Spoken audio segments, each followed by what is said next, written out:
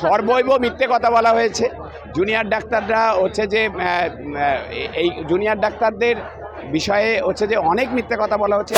এই সরকার তো তথ্যই প্রকাশ করে না, না ডেঙ্গুর তথ্য প্রকাশ করে, না কোভিডের তথ্য প্রকাশ করেছে। ফলে হচ্ছে যে তথ্য ঢাকা ধামাচাপা দেওয়াই হচ্ছে যে যাদের কাজ।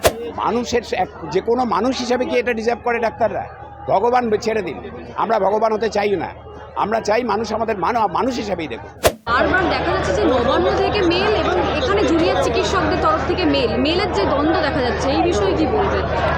না, মেলের দ্বন্দ্ব তো কিছু নেই। নবান্ন সমস্যার সমাধান করতে চাইছে নাকি হচ্ছে যে এটা নিয়ে অন্য কিছু করতে চাইছে, এটা তো পরিষ্কার হচ্ছে না। নবান্ন থেকে মেল আসছে একরকম ভাষায়, যে ভাষাতে হচ্ছে যে যেখানে যে দাবিতে আন্দোলন চলছে সেই দাবিগুলোর কোনো উল্লেখ নেই।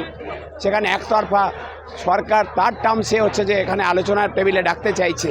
কারণ অতীতে এইরকম করে সফল হয়েছেন তারা, এবং আমরা দেখেছি 2019 এইরকম মিটিং হয়েছে নবান্নের সভাঘরে, যে কটা রেজলিউশন হয়েছিল তার একটাও ইমপ্লিমেন্টেড হয়নি। তাহলে আজকে হচ্ছে যে এই ভেবেছে সেই একই ছকে এগোবেন, একই ছকে তো এগোবেন। আমরাও তো শিক্ষা নিচ্ছি, আমাদের তিক্ত অভিজ্ঞতা হয়েছে চিকিৎসক সমাজের।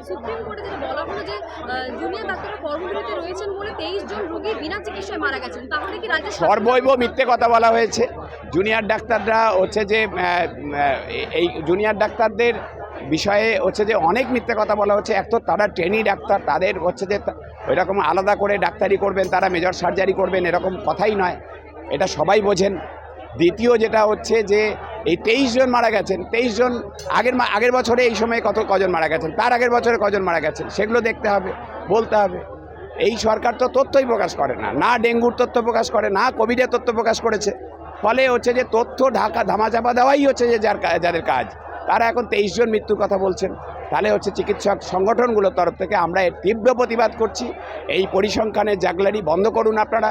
প্রকৃত তথ্য পরিসংখ্যান সরকারিভাবে শ্বেতপত্র দিয়ে নিয়ে আসুন সামনে।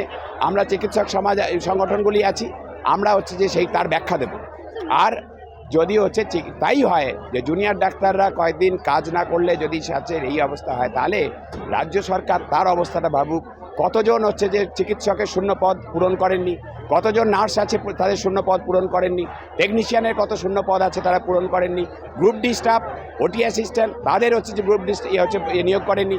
তার সঙ্গে এই যে সিন্ডিকেট চক্র, যাদের জন্য হাসপাতালে বেড পেতে সমস্যা হয়, ওটি ডেট পেতে সমস্যা হয়, কেন হচ্ছে যে এইগুলো রয়েছে, সরকার সেগুলোর দিকে দৃষ্টিপাত করছে না, জুনিয়র ডাক্তারদের আন্দোলনকে তাদেরকে দোষারোপ করছে।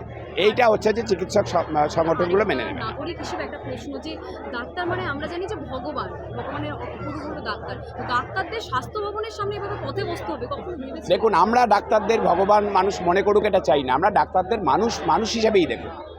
যারা 36 ঘন্টা যাদের ডিউটি করতে হয়, 48 ঘন্টা ডিউটি করতে হয়, যাদের হচ্ছে যে একটা রেস্টরুম নেই, যাদের একটা ঠিকঠাক ওয়াশরুম নেই, যাদের হচ্ছে যে নিরাপত্তা নেই, যে কেউ যে কোনো সময় গিয়ে ডাক্তারবাবুর কলার ধরে নিতে পারে, যে কেউ যে কোনো একজন মহিলা চিকিৎসককে গিয়ে চাইলেই ধর্ষণ করে খুন করে রেখে ফেলে দিতে পারে। মানুষের যে কোনো মানুষ হিসাবে কি এটা ডিজার্ভ করে ডাক্তাররা? ভগবান ছেড়ে দিন, আমরা ভগবান হতে চাই না, আমরা চাই মানুষ আমাদের মানুষ হিসাবেই দেখুন। ফলে তাদেরকে এই যে বসে থাকতে হচ্ছে কেন? নিরাপত্তার জন্য। কার নিরাপত্তা নিশ্চিত করার কথা? রাজ্য সরকারের। রাজ্য সরকার ব্যর্থ হয়েছে নিরাপত্তা দিতে। হাইকোর্ট বলে দিয়েছে, সুপ্রিম কোর্টও বলে দিয়েছে, এবং এই ঘটনাকে প্রশাসন ধামাচাপা দিতে চেয়েছে, তথ্য প্রমাণ লোপাট করতে চেয়েছে, অপরাধীদের আড়াল করতে চেয়েছে।